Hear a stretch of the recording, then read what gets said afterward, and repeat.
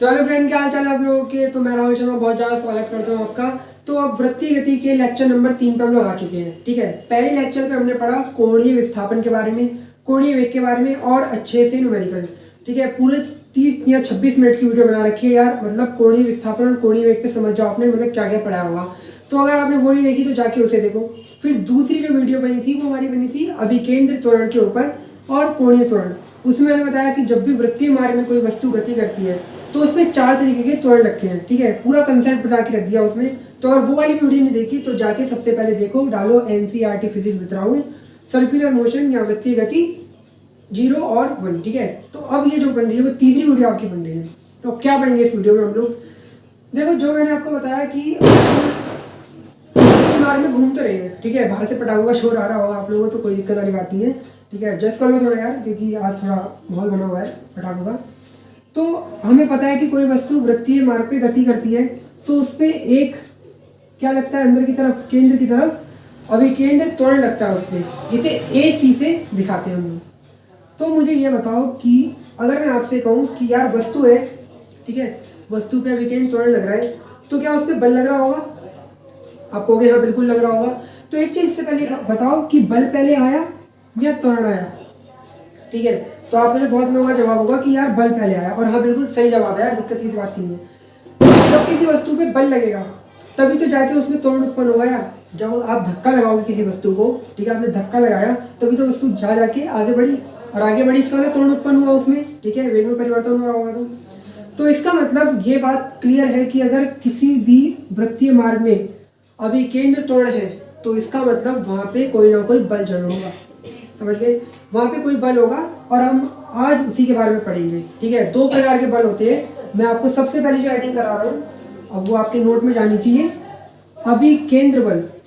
ठीक है दोस्तों, हेडिंग जो है आपकी अभिकेंद्र बल है। अभिकेंद्र बल,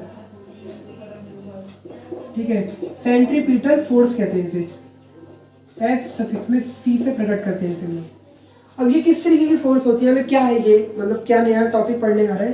तो आपको इतना तो पता चल गया कि हाँ, जब कोई वस्तु वृत्तीय मार्ग में गति करती है, ठीक है, तो उसके वेग की दिशा यहाँ पे इधर होगी, इस पॉइंट पे इधर की तरफ, और इस पॉइंट पे नीचे की तरफ, और यहाँ पे कुछ इधर की तरफ। ठीक है, ये बात तो क्लियर है आपको बिल्कुल, मतलब मस्त समझ में। वीडियो नहीं देखी तो जाके देख लो पहले। तो ये वेग की दिशा है वस्तु की। ठीक है, ये सब वेग की दिशा है। और अभी हम ये मान के चल रहे हैं कि वस्तु का जो है क्या बदल रहा है, केवल और केवल दिशा बदल रही है। ठीक है, हो सकता है उसका परिमाण बदल रहा हो, लेकिन अभी यहाँ पे हो सकता है। ठीक है, हम ये कंफर्म नहीं कर रहे कि हाँ बदल रहा है। हाँ, दिशा तो हर मोड़ पे बदलती है भैया वृत्तीय मार्ग पे, तभी उस पर अभिकेंद्र त्वरण उत्पन्न होता है। ठीक है, अब ये तो कंफर्म हो गया ना हम लोगों को कि यहाँ पे इस तरीके से दिशा बदल रही है, तो अभिकेंद्र त्वरण तो आएगा ही आएगा। अब अभिकेंद्र त्वरण की दिशा क्या होती है, वो होती है केंद्र की तरफ, अंदर की तरफ। ठीक है, तो होता क्या है कि यार देखो, जब भी आप अपने आप को इमेजिन करो, आप एक वृत्त में कुछ ऐसे ऐसे घूम रहे हो, तो आपने महसूस करा होगा कि आप जब भी गाड़ी या साइकिल वृत्ताकार मार्ग में चलाते हो तो आप अंदर की तरफ ढलान सा महसूस करते हो। ठीक है, मान लो आप ऐसे चला रहे हो तो आप आपकी कुछ इस तरीके से इधर की तरफ झुकना स्टार्ट कर दोगे आप। ठीक है, तो वो झुके क्यों आप लोग, वो आप इस बल के कारण झुके, अभिकेंद्र बल के कारण। ठीक है, अभी आपको और कंफर्म हो जाएगा, आपने न्यूटन का सेकंड नियम पढ़ रखा होगा, F बराबर ma। ठीक है, तो इसमें यार बल की अपनी दिशा कोई नहीं होती, बल की दिशा नहीं होती, बल्कि किसकी दिशा होती है, त्वरण की दिशा। या कह दो कि जो बल की दिशा वही त्वरण की दिशा है, जो त्वरण की दिशा है वही बल की दिशा है। समझ गए। तो मुझे पता चला कि इस पे केंद्र की तरफ एक्सीलरेशन इधर की तरफ है, इसका मतलब फोर्स की भी दिशा कुछ ऐसी होगी। समझ गए। तो जब भी कोई वस्तु वृत्तीय मार्ग पे गति करती है तो उस पे केंद्र की तरफ एक बल लगता है जिसे अभिकेंद्र बल कहते हैं। ठीक है, केंद्र की तरफ एक बल लगता है जो अभिकेंद्र बल कहलाएगा। अब बल क्यों लग रहा है, क्योंकि भैया एक्सीलरेशन आया। समझ गए। तो मैंने सबसे पहले आपको पहली वीडियो में एक्सीलरेशन पढ़ाया था, अभिकेंद्र त्वरण। अब मैं आपको यहाँ पे बल वाली कहानी बता रहा हूँ कि ऐसा कुछ होगा। समझ गए। तो अब यहाँ पे आपको इतना तो पता चल गया कि हाँ, इस पर एक बल लगा है। ठीक है, अब मैं आपको इसका फॉर्मूला बताता हूँ। देखो, F बराबर ma, आपको पता है फॉर्मूला ये है। अगर मैं कहूँ कि ये जो बल है वो क्या है, अभिकेंद्र बल है, तो ये अभिकेंद्र बल क्या उत्पन्न कर रहा है, अभिकेंद्र त्वरण उत्पन्न कर रहा है। समझ गए, अभिकेंद्र त्वरण उत्पन्न कर रहा है। और अभी आप पढ़ के आए हो पीछे कि अभिकेंद्र त्वरण का ये फॉर्मूला होता है, या R ओमेगा स्क्वायर, ये फॉर्मूला होता है। तो अगर मैं F वेक्टर सी की जगह, ठीक है, एम तो ऐसे ही है, इसकी जगह ये रख सकता हूँ, ठीक है। तो आपको एक तो ये फॉर्मूला मिला विकेंद्र त्वरण का, या मैं ये वाला फॉर्मूला रख सकता हूँ। तो एफ सफिक्स में सी बराबर जो आपको मिलेगा वो मिलेगा एम आर ओमेगा स्क्वायर, ठीक है। यानी कि एक कोणीय वेग के रूप में मिल गया और एक नॉर्मल रेखीय वेग के रूप में आपको ये दो फॉर्मूले मिल गए, जो कि आपको अब क्या करना है, जल्दी से इनको नोट कर लेना है और अपने नोट्स में डालते रहो, ठीक है।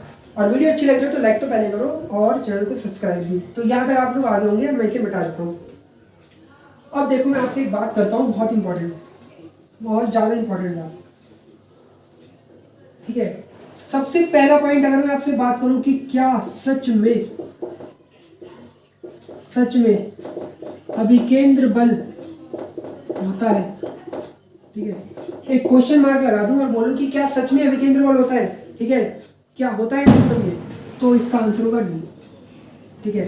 यानी कि दूसरे पॉइंट में मैंने आपको ये बता दिया कि सच में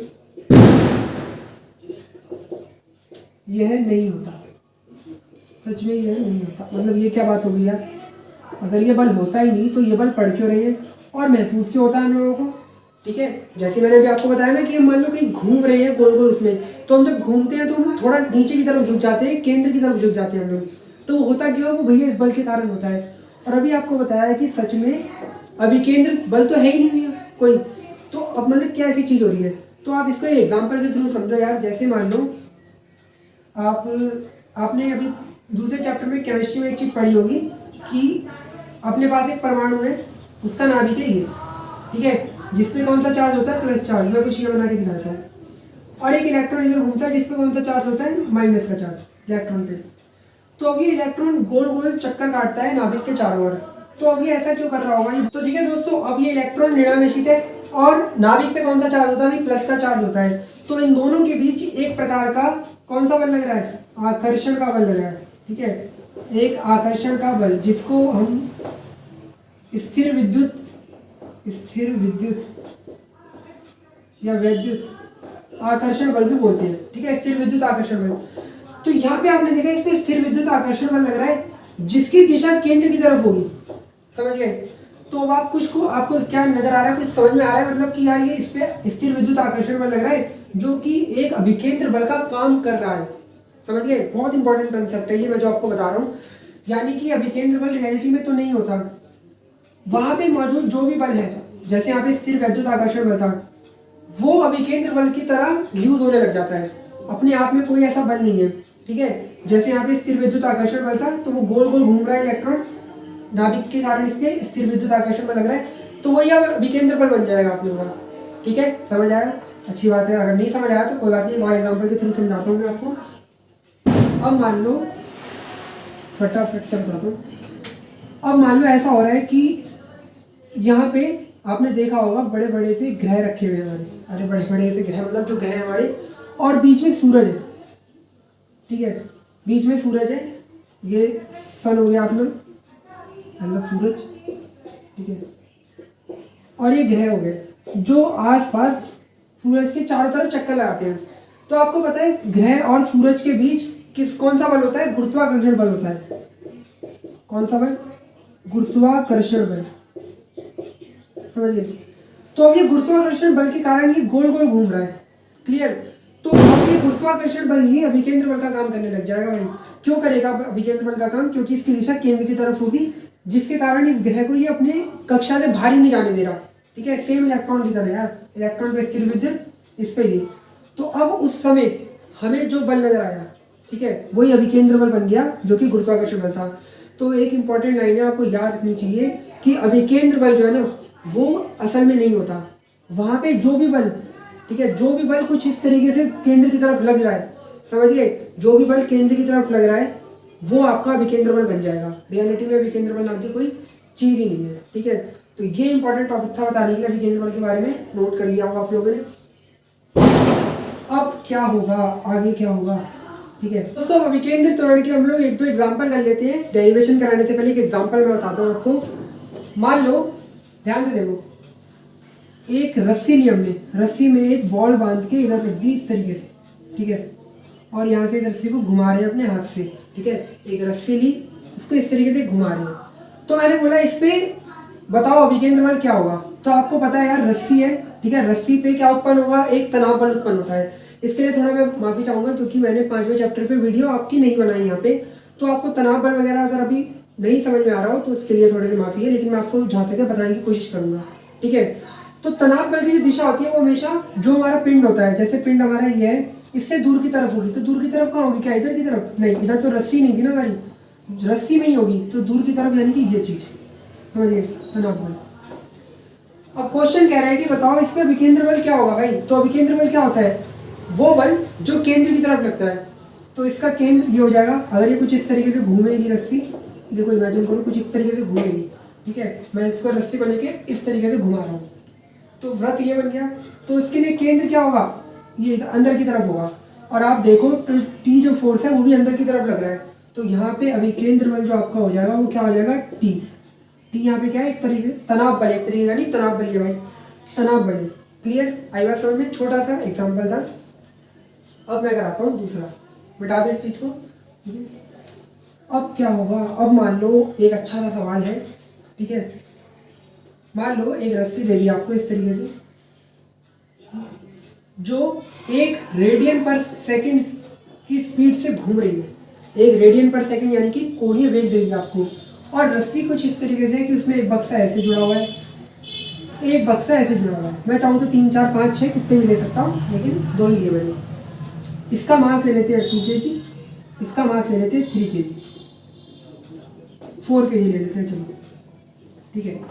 और इसकी जो दूरी है ना वो सेंटर से दे रखी है आपको, कितनी दे रखी है, इसकी मान लेते हैं 1 मीटर और इस वाले की मान लेते हैं 2 मीटर।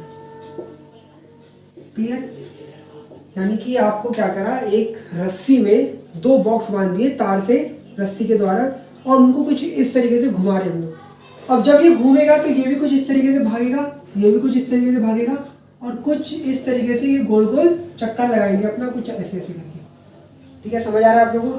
तो आपसे क्वेश्चन में कह रहा है आपको क्या बताना है, आपको बताना है इन रस्सियों पे तनाव बल, ठीक है, कि आखिर इन रस्सी पे तनाव बल कितना होगा। समझ आया क्वेश्चन? एक 2 बॉक्स आपको इस तरीके से दे दिए, रस्सी से बांध के इन्हें हम इस तरीके से घुमा रहे हैं। देखो जब घुमाऊंगा तो ये बॉक्स भी इधर की तरफ जाएगा, उससे जुड़ा हुआ ये बॉक्स भी इधर की तरफ जाएगा। बोल दिया कितनी स्पीड से घुमा रहे हैं, 1 रेडियन पर सेकंड से इतनी इतनी दूरी है, ठीक है। तो बताओ तनाव बल कितना होगा रस्सियों पे। तो मुझे पता है तनाव बल कैसे निकालते हैं, समझिए। कोई बात नहीं, आपको नहीं पता क्योंकि मैंने वीडियो नहीं बनाई, तो उसके लिए मैं आपको सॉरी कहूँगा, और ध्यान से देखो समझ में आ जाएगा। तनाव बल सिर्फ और सिर्फ स्ट्रिंग और आपकी रस्सी वगैरह इन सब चीज़ों में उत्पन्न होता है, और जो दिशा होती है वो जो भी पिंड ले रहे हो उससे दूर की तरफ। तो अगर ये पिंड है तो यहाँ पे तनाव बल की दिशा कुछ इधर की तरफ होगी, इससे दूर, ऐसे T1 से दिखाया। और अगर ये पिंड है तो इसमें ऐसे की तरफ होगी, दूर की तरफ, T1 T1। इधर आके पिंड की दिशा दूर, देखो ये पिंड है, इससे दूर की तरफ, इधर की तरफ तनाव, तो यहाँ पे मैंने T दिखाया। क्लियर, T1 T1 और यहाँ T, ऐसा क्यों, ये भी बड़ी दिक्कत की बात है। तो ध्यान से सुनो, देखो जब भी हमारी रस्सी एक ही रहेगी, जैसे यहाँ पे देखो रस्सी एक ही थी, तो समान रस्सी पे एक समान तनाव बल उत्पन्न होगा। और जैसी रस्सी के बीच में कोई पिंड आ गया या गैप आ गया तो अगली पे तनाव बल का मान भी बदल जाएगा। तो इसलिए मैंने यहाँ पे T दिखाया और यहाँ पे T1 T1। क्लियर, समझ आ रही है बात?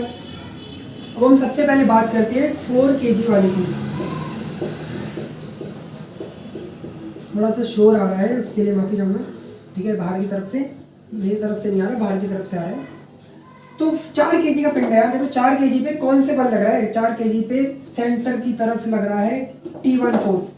ये वाला नहीं लग रहा, देखो ये वाला लग रहा है सेंटर की तरफ। यार जब ये इस तरीके से घूमेगा, कुछ इस तरीके से गोलाकार चक्कर लगा के ऐसे आएगा, ठीक है, यानी कि ये तो सेंटर की तरफ कौन सा फोर्स, ये वाला, ये वाला, ये वाला T1। तो यहाँ पे T1 जो आपका काम करेगा वो किसका करेगा, FC का, ठीक है। तो T1 बराबर mR⍵²। ये फोर्स भी कराया था मैंने, अभी बताया आपको।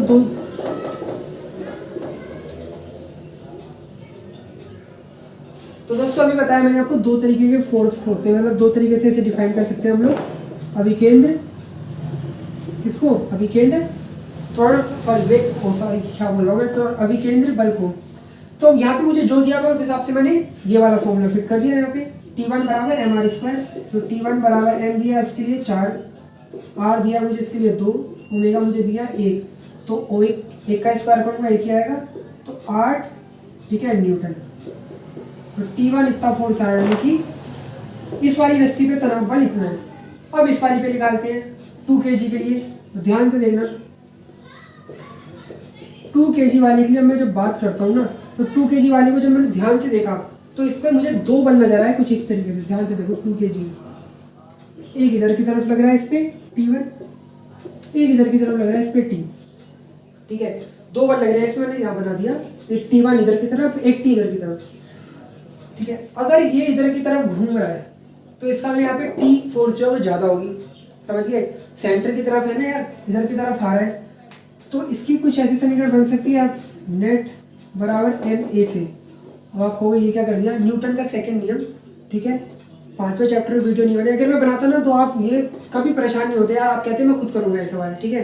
इस तरीके से मैं वीडियो बनाता हूँ। अगर 5वें चैप्टर की बनाता तो आप में से बहुत से लोगों ने जिनको नहीं पता, जिनको पता है वो तो एकदम कर देंगे, वो समझ गए होंगे क्या है, ठीक है। तो न्यूटन का सेकंड नियम है F नेट बराबर ma। तो इस पिंड पे 2 बल लग रहे हैं, T minus T1 is equal to ma, ठीक है। अब यहाँ मैं ma नहीं करूँगा क्योंकि इस पे जो लगने वाला फोर्स है, ठीक है, अभी केंद्र की तरफ जो फोर्स लग रहा है वो कौन सा होगा फोर्स, Fc। तो mr² ओमेगा ही होगा, क्लियर। वहाँ ma था, ठीक है। यहाँ जो फोर्स लग रहा है F नेट, इस पे लगने वाला टोटल फोर्स वो किसका काम करेगा, अभी केंद्र बल का काम करेगा, जो इसको घुमा रहा है यहाँ पे। तब वो कुछ इस तरीके से बढ़ जाएगा। अब मैंने T प्लस का ही क्यों लिया, क्योंकि यार T ज़्यादा तगड़ा है, ठीक है, इसलिए, और ये छोटा है इसलिए। अभी आप ये मान लो, और यही कंसेप्ट है। T1 का मान 8, ठीक है, m का मान इस वाले के लिए 2, r का मान इसके लिए 1, ओमेगा का मान 1 और उसका स्क्वायर 1 रहेगा। तो T माइनस 8 बराबर यहाँ पे आएगा 2, तो T बराबर ये उधर जाके 10 न्यूटन हो जाएगा आपके पास आंसर, ठीक है। तो हमारे पास आंसर आ गए, इस वाली रस्सी में 8 न्यूटन, इस वाली रस्सी में 10 न्यूटन। यही आपसे क्वेश्चन कर दे कि बताओ कौन सबसे पहले टूटेगी, तो भैया जिसका तनाव बल ज़्यादा है वो सबसे पहले टूटेगी। तो 10 न्यूटन वाली यानी कि रस्सी यहाँ से जल्दी टूटेगी, ठीक है, यहाँ से, क्योंकि इसका तनाव बल ज़्यादा है। तो इंपॉर्टेंट क्वेश्चन था। ऐसे ही मैं एक और बक्सा लगा सकता था, एक और 4-5 जितने भी। तो ये आपको नोट कर लेना चाहिए फटाफट से। मिटा देता हूँ उनमें, अब मैं मिटा देता हूँ इसे, और मिटा दिया।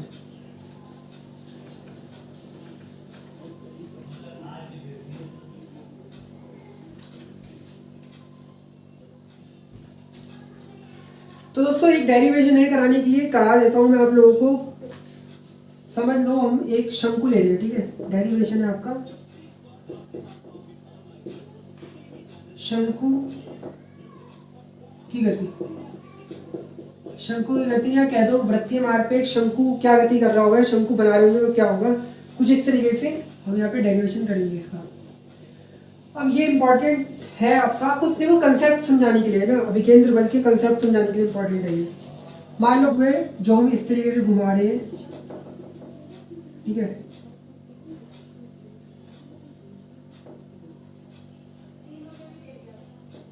और ये वो पिंड रखा हुआ है यहाँ पे, ठीक है। अरे मतलब आप कुछ ऐसा समझो ना, यहाँ पे क्या जो हो रहा है, हो क्या रहा है यहाँ पे। हम लोग एक शंकु लिया हमने, ठीक है, उसमें एक बॉल बांध दी। शंकु ने लिया एक, हमने क्या कहते हैं, एक रस्सी ली, उसमें बॉल बांध दी, और इस तरीके से नहीं कर रहे उसे, उसको इस तरीके से घुमा रही है, इस तरीके से। तो देखो जब इसको इस तरीके से हम लोग घुमाएंगे तो ये एक शंकु की आकृति बना लेता है इस तरीके से, ठीक है। तो कुछ ये मान लो m द्रव्यमान का पिंड है, स्मॉल m द्रव्यमान का पिंड है, और यहाँ से थीटा कोण बना रहा है। तो आप मुझे बताओ अब इस पे कौन कौन से बल लगेंगे, ठीक है। m द्रव्यमान का पिंड है, हमें पता है कितने ओमेगा से घुमा रहा है m द्रव्यमान का पिंड। तो एक तो इस पे mg नीचे की तरफ लगेगा, इसका जो भार होता है, ठीक है। रस्सी पे तनाव बल T लगेगा इधर, हमें दे रखा है रस्सी की लंबाई L कितनी है वो, क्लियर। तो आप मुझे इतना बताओ, क्या मैं ये ऐसे लिख सकता हूँ, आप वेक्टर पढ़ के आए हो ढंग से, अगर आप वेक्टर ढंग से पढ़ के आए हो, ठीक है, क्योंकि मैंने वेक्टर पे भी ढंग से वीडियो नहीं बनाई, मैंने आपके 4 और 5 और 6 चैप्टर छोड़ रखे हैं, मैं यहाँ से आ रहा हूँ डायरेक्ट, ठीक है। तो अगर आप वेक्टर ढंग से पढ़ के आए तो आपको पता होगा कि यहाँ से मैं किसी की डॉट डॉट लाइन खींच सकता हूँ। इसको भी मिटा देते हैं, लंबाई को छोड़ो, नहीं तो आपको कन्फ्यूजन हो जाएगी। यहाँ से dot dot dot dot dot ये लाइन मैंने खींची, जो कोण ये है वही कोण ये भी होगा आपका थीटा, जो कोण ये वही कोण ये थीटा आपका, क्लियर। तो आप वेक्टरों के घटक से जानते हो कि ये आपका क्या बन जाएगा, एम जी कॉस थीटा। ठीक है, एम जी कॉस थीटा बनेगा, ये एम जी कॉस थीटा बनेगा। जल्दी बताओ क्या बनेगा, ये आपका T sine T cos theta बनेगा।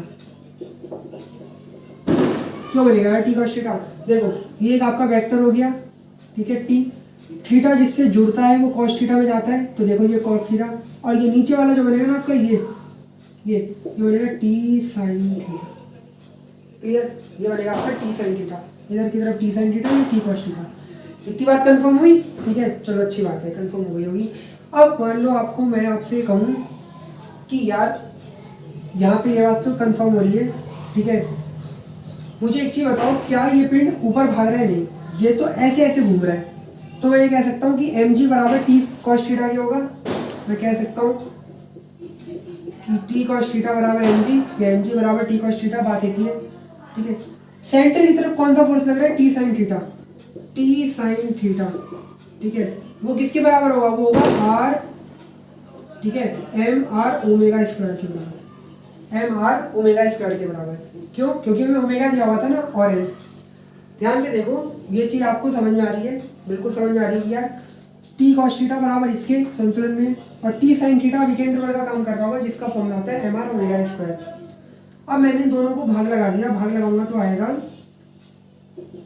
T sign theta upon T cos theta, इधर आएगा अपने पास एम आर ओमेगा स्क्वायर बटे एम जी, एम से एम कट गया, टी से टी कट गया, तो sine theta upon cos theta बराबर आपके पास आएगा आर ओमेगा स्क्वायर बटे जी। ठीक है, आर ओमेगा स्क्वायर बटे जी। और मुझे अब ये बताओ, यहाँ पे जो आर है वो आर क्या थी, वो आर हमने एक तरीके से ये मानी, यहाँ से यहाँ तक की दूरी, जो हमें क्वेश्चन में गिवन नहीं थी।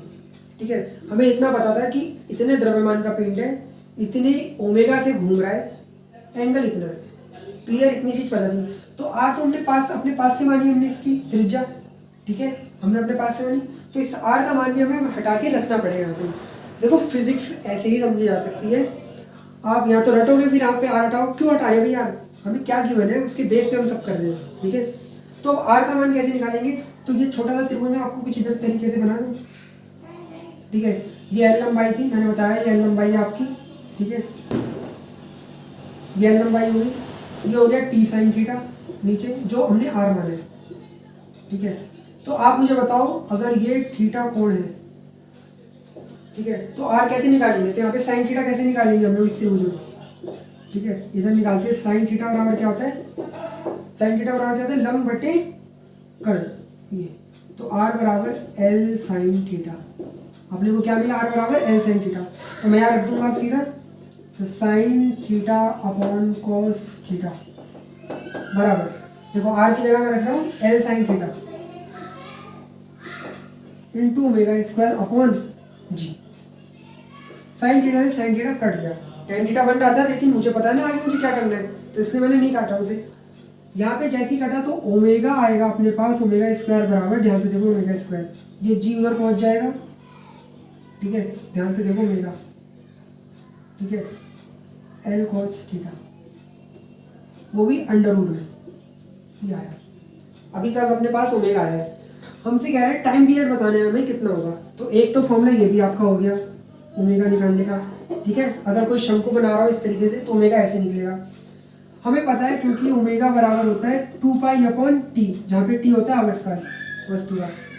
ठीक है, तो टी बराबर हो जाएगा 2 पाई अपॉन ओमेगा, तो 2 पाई ऐसे ही, ओमेगा की जगह जब इसे उल्टा करके रखूंगा तो एल कॉस थीटा बटे जी।